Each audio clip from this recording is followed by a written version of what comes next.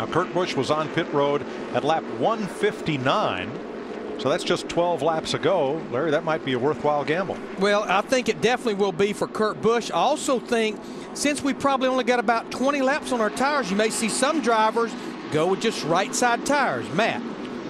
And that's what they were discussing with the 17 at Kansas. He says his car a little tight on this run, but very pleased with how the racetrack is coming to him. Dick. Bottom left of your screen, going to make a minor chassis adjustment to the car. Hasn't said anything more about the engine. Steve. Carl Edwards gets a drink, Dick. He says the car is just a little bit light on the nose. They're going to adjust with air pressure and wedge. Krista. Brett Keselowski talked about wanting 2. Paul Wolf, the crew chief, said no, we have to go with 4. Keselowski said he was a little bit free at the start of that run, but then got tight. You see a bunch of guys did take 2, including Jamie McMurray. Marcus Ambrose leads Jamie Mack off the pit road, then Juan Montoya and Matt Kenseth.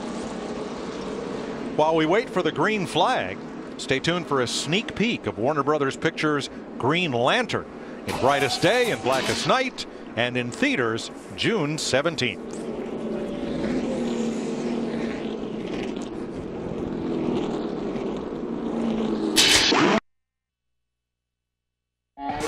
The Coca-Cola 600 on Fox is sponsored by Warner Brothers Pictures' Green Lantern in theaters June 17th. 255 miles in a 600-mile marathon, NASCAR's longest race, and glad you're with us this Memorial Day weekend and time for an AT&T race break. We've had 8 leaders, 3 different lead changes. And the day started as any holiday weekend with the military and those of NASCAR spending some time. The heat we talked about, sun should set within about 25-30 minutes, but affecting everybody, not just the drivers. And Carl Edwards getting past the pole sitter Brad Keselowski. He led 80 of the first 100 miles without a caution. Then Jeff Hammond, 2 cautions slowing the pace in the next 100 miles. A nice move by Joey Logano. Yeah, that was a great move right there by Joe Logano to keep from getting into Bobby Labonte and be able to continue on his way. It's been a year of first-time winners, and we've had Regan Smith, Trevor Bayne, Marcus Ambrose hoping to do that for his first Sprint Cup career victory. Long way to go. He leads Jamie McMurray out of Joplin, Missouri, who started 35th. He won the fall race here looking for his first win of the year. There's another story here as tornadoes leveled the neighborhood he grew up in, his family in North Carolina, but he says he'll do all he can to rebuild as he heads back towards Kansas next weekend, Missouri. Right now, hoping to do well in this race, currently running second. Currently running second, yes, Jamie's got a very big heart. He's trying to rally a lot of people to try to help those folks out down there in his hometown. But as you see up on that front row, you see a lot of guys that are looking to try to break into victory lane for the first time this season. So you look and watch Marcus Ambrose on this restart. He's one of those Fords that have been strong all night long. Wants that first win, especially for Richard Petty Motorsports. And Matt Kenseth, who's running 4th, has led the most laps so far. Let's take a look at today's current standings for the fastest. Texting the car number that you think will do the best. AT&T, the nation's fastest mobile broadband network, getting faster with 4G. Let's rejoin Darrell Waltrip, Larry McReynolds, and Mike Joy. Chris, 7 cars took the wave around. They're at the back of the pack, and Clint Boyer had a long pit stop with the hood up. Ready to go back to green. Marcus Ambrose, Jamie McMurray bring him down for the green flag.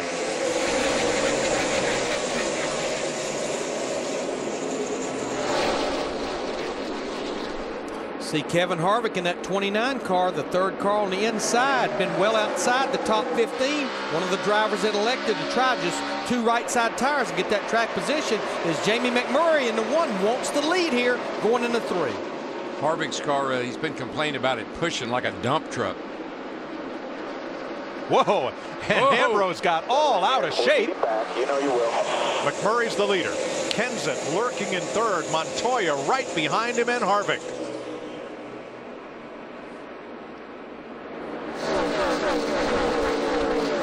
Mid-pack on the restart, Ryan Newman really mixed it up, going outside through 1 and 2 to pass about 4 cars. Here he is with teammate Tony Stewart as his wingman, and they settle in behind Dale Jr., 15th and 16th. Denny Hamlin opposite Harvick. This is 6th place. Right behind them, Kyle Busch, Carl Edwards. Larry, I believe that Denny Hamlin car, the 11 car, I believe the engine's okay in that bad boy. Yeah. He seems to be able to pass people. Looking at the scoring monitor, I think he's in good shape. I think it was that 99 car of Carl Edwards made him think he had something going on with the engine. Probably when he went by him, it shook him up a little bit. Edwards now 8th. You're riding with Kyle Busch in 9th. And Paul Menard trying to get underneath the Chevrolet of Montoya. Steve? Mike, they took 2 tires for track position. Juan Pablo's saying this car is tight when I land on both ends, and that's where I need the most help. Wow. I don't know. Maybe Paul's bad foot slipped off the gas pedal there or something, because, man, they went by him on both sides.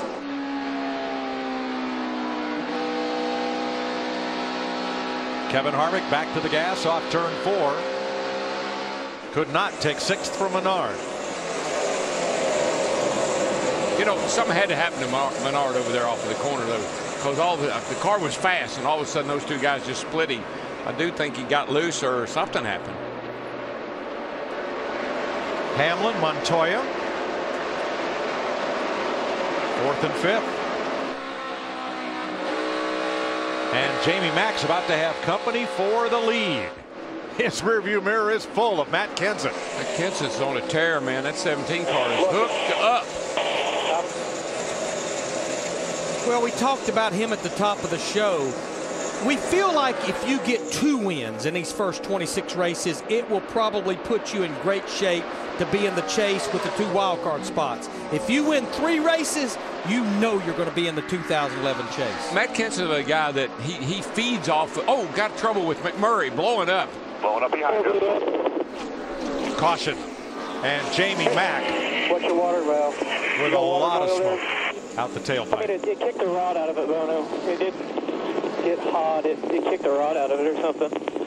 It was huge, whatever broke. We're done. Winner of 3 big races last year, Joplin, Missouri's Jamie McMurray has his hope for today's race go up in smoke. Yeah, I saw fluid coming out the tailpipe, so it's a catastrophic. Kevin Mannion, his crew chief, they're done. And Mike, those 7 drivers that took the wave around, more notably Kurt Busch, that gets him back on the lead lap.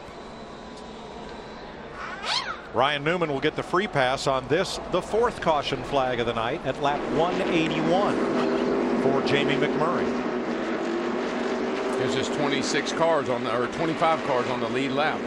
Let's go back to those wave around cars while we have a second before pit road opens. They included Ricky Stenhouse, Brian Vickers, Casey Mears, David Gilliland, Kurt Busch, the 09 of Landon Castle, and the 32 of Mike Bliss. They took the wave around, did not pit under the last caution, restarted tail end. Now they're locked back on the lead lap. The wave around is when cars that are in front of the leader when the caution flag is out. If those cars stay on the track and they're at the tail end of the lead lap, then when the leader comes back on the racetrack, those cars in front of him are allowed to go all the way around and come up to the rear of the field. It cleans up the front of the field for the restart. Right. Puts the leader as the leader, not a bunch of cars in his way. Now pit road was closed. However, Greg Biffle came down anyway. Wonder if that's still that driver cooling issue that they're wrestling with 140-degree cockpit temperatures. You got to stop when you can. No question. That's what they're doing. They're not worried about tires. They're definitely filling it up with Sunoco race fuel. But the reason they pitted early, they want to take advantage of every caution lap they can here. The penalty is start at the tail end of the longest line. Doesn't matter. You were going to be there anyhow making this change. This is a good move to do this and do it now. They better get that box changed. I can tell you that, because that boy's been on them. Jamie Mack dumped a lot of fluid from turn 4 down the front straightaway. So it'll be a bit of cleanup here. That is the 6th engine failure for Earnhardt Childress Racing engines in 2011. But most of those were with the carburetor restrictor plate back at Daytona in February. So there's some concern about the other ones, and there's about 7 others in this race. I always like what Kitty Schrader said when they asked him what happened. I don't know, but one of them real important parts in there broke. Mike, I don't think we'll see a lot of action on pit road. We've only run about 6 laps, but guys that got the wave around and at the back of the lead lap cars, starting with Dale Earnhardt Jr., no-brainer. Come to pit road, get some adjustments. Matt.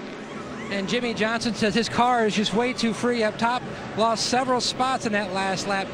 He needs to run better on the bottom. Chad Knaus brought him in. Air pressure change on the 48. Steve. And Matt, Dale Earnhardt Jr. has been trying to recover from when he got loose on a